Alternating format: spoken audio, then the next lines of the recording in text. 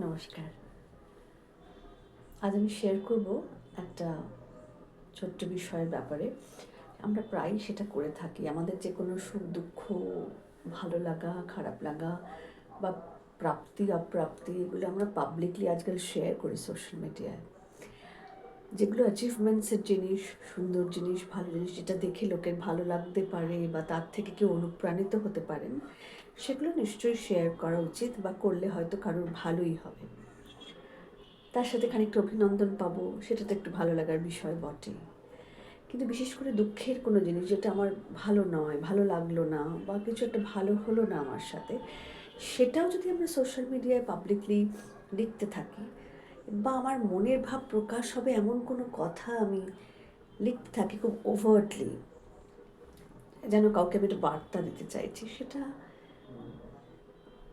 বোধহয় খুব একটা ভালো নয়, তাতে কোনো উপকার হবে না। বা নিজের যে দুঃখ সেটা তো নিজেরই থাকবে, কেউ এসে কিন্তু আমাদের সেই মুহূর্তে কোনো সাহায্যও করবে না বা তাতে আমার কোনো লাভও হবে না।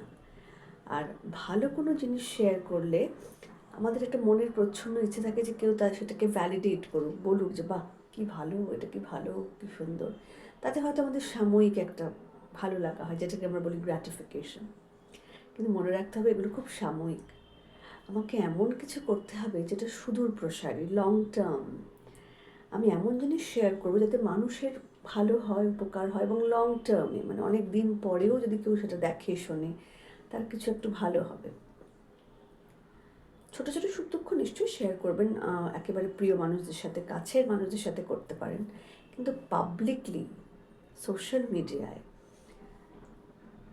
আপনার নিজের ব্যক্তিগত অসুবিধে, দুঃখ, স্ট্রাগল, ডিসঅ্যাপয়েন্টমেন্ট, খারাপ লাগা, রাগ, এগুলো প্রকাশ করবেন না। এটা আমার আপনাদের কাছে সাজেশন বা অনুরোধ বলতে পারেন।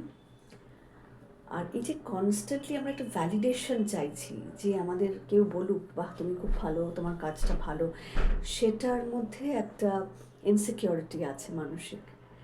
তো আমাদের মনে রাখতে হবে আমাদের কাজটা যেন এমন ভালো হয় যে আমাকে লোকের কাছে চেয়ে ভ্যালিডেশন পেতে না হয়, এমনিতেই তা প্রশংসিত হয়।